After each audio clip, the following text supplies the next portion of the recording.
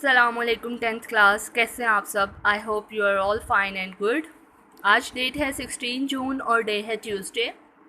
मैं उम्मीद करती हूँ कि आपने अपना लास्ट लेक्चर बहुत अच्छे तरीके से याद कर लिया होगा और अब हम उसके आगे से कंटिन्यू करने लगे हैं, जो कि था simple harmonic motion in maths attach to a spring. ठीक है, हम यहाँ तक कवर कर चुके थे। अब आगे नेक्स्ट देखते हैं।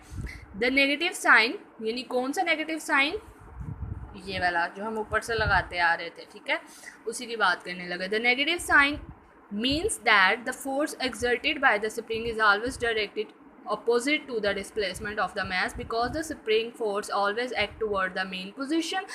It is sometimes called a restoring force। कहता है वो जो उसकी अपनी मेन पोजीशन के इर्द गिर्द पॉइंट ए से बी की वो उसकी वाइब्रेटरी मोशन थी ना, उसको रीस्टोरिंग फोर्स कहते हैं।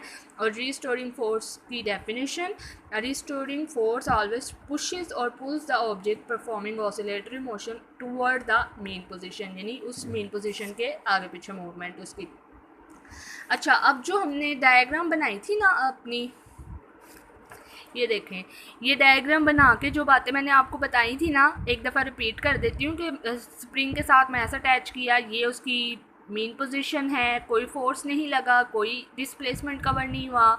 नीचे आके फिर मैंने उसको फोर्स लगाया, डिस्प्लेसमेंट कवर कराया, पॉइंट ए पर ले आए, उसके बाद वो वापस अपनी मेन पोजीशन पे गया और वहाँ से होता हुआ बी पॉइंट पे चला गया और वहाँ उसी के इर्द गिर्द उसकी मोशन होती रही।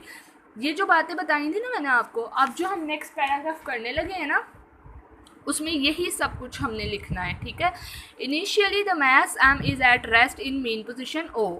आ गई है ना वही बात कि स्टार्टिंग में वो अपनी ओ पोजीशन पे है, जिसको वो मेन पोजीशन कहते हैं। And resultant force on the mass is zero. Force zero है क्योंकि फोर्स लगी ही नहीं है उस पर। Suppose the mass is pulled through a distance x. कह रहे समझें कि आपने उस पर एक फोर्स लगाई है और डिस्टेंस कवर करवाया है एक्सट्रीम पोजीशन, वो कौन सा है, ये पॉइंट ए। ठीक है, एंड देन रिलीज्ड, और यहाँ लाके आपने उसे छोड़ दिया है। The restoring force exerted by the spring on the mass will put it toward the mean position O. तो जो रिस्टोरिंग फोर्स है ना, यहाँ आके जो उसके बीच में फोर्स रिस्टोर हुई है, कहता है वो उसे दोबारा ओ पे लेके जाएगा। और ओ से कहाँ जाएगा वापस, ए पे नहीं, कहाँ जाएगा, बी पे। जी बिल्कुल।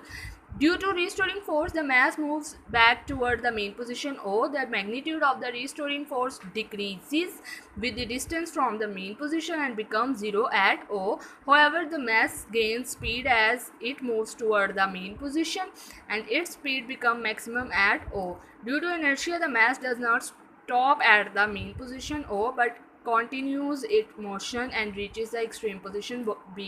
ये जो अपनी मेन पोजीशन से दोबारा बी पे गया ना, कह रहा वो इनर्शिया की वजह से गया है। ठीक है, और कुछ टाइम के लिए इसकी ये मूवमेंट रहेगी और कुछ टाइम के बाद ये अपनी वापस रेस्ट पोजीशन पे आ जाएगा। ठीक है, यहाँ तक करना है आपने। उसके बाद ये लास्ट पे लिखा हुआ है, the time period of the simple harmonic motion of a mass M attach to a spring is given by the following equation. T is equal है 2π√m/k।